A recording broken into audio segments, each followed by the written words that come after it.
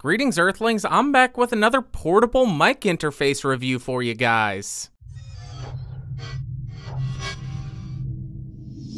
So today I'm reviewing this guy, the MXL USB Mic Mate Classic. If you are interested in this little interfacey thing, it'll set you back around $50 on Amazon, as per usual, link in the description. And for this video, I have the Rode NT1 connected directly to the Mic Mate Classic, running into my Mac on the low gain setting with my bit depth at 16-bit and sampling rate at 44.1 kilohertz.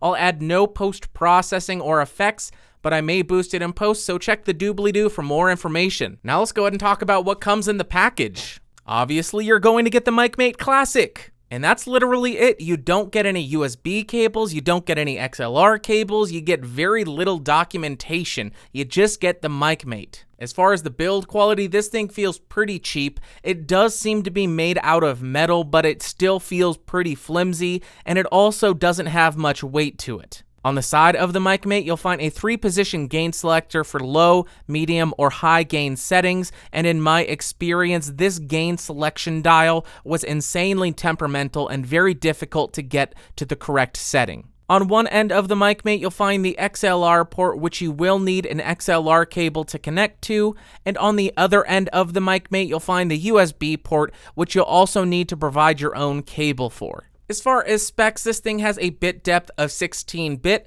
a sampling rate of 44.1 or 48 kilohertz, a phantom power supply of plus 48 volts, which you cannot turn off, so this is a terrible option if you're looking for an interface to record a ribbon mic, and it just has 3 gain settings, low, medium, and high, and I do not know what these translate to in decibel terms because they don't provide that information. So as you can see, our sound preferences are open, and this shows up as Yamaha USB, and on the Mac we have no volume controls on the computer's interface, so we're only able to adjust the gain using the low, medium, or high gain setting on the Mic Mate. So as you can see, we only have 3 gain settings. I'll go ahead and go to each of these to demonstrate what kind of line noise and gain you're getting at each setting. So currently we are on the low setting, and this is the amount of line noise.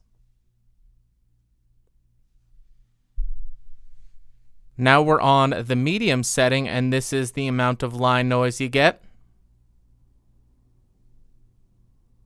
And now we're on the high setting, and this is the amount of line noise you get. Now I have the Rode NT1 connected directly to the Mic Mate on the low gain setting, which is then connected directly to my Windows 10 PC. I have not downloaded or installed any drivers, and this is how the microphone sounds in this setup.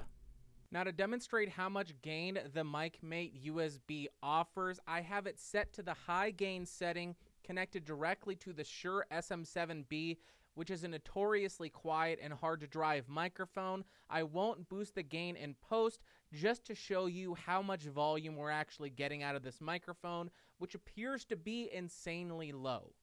So even though I think this is a decent sounding preamp, I think it's outdated and you can get more for your money. In terms of pros, it is relatively cheap, it is extremely portable, it offers a full 48 volts of phantom power, and it does have a pretty decent noise floor. And then in terms of cons, it maxes out at 16-bit 48 kilohertz. It only has 3 gain settings, so there's very little adjustment available there. You also can't turn off phantom power, it has no monitoring, and it does feel pretty cheaply manufactured. So when it comes down to it, I just can't recommend this thing because, as I mentioned, it does feel outdated. And if you have a budget of only $50 for your interface, I would highly recommend checking out one of the Behringer interfaces that I've reviewed in the past because they are around the same price range, but you get a lot more features and a lot more versatility. Alright guys, I guess that'll do it for today. If you found this video fun, interesting, or helpful, thumbs up. If you thought it sucked, thumbs down. If you want to influence the gear that I review next,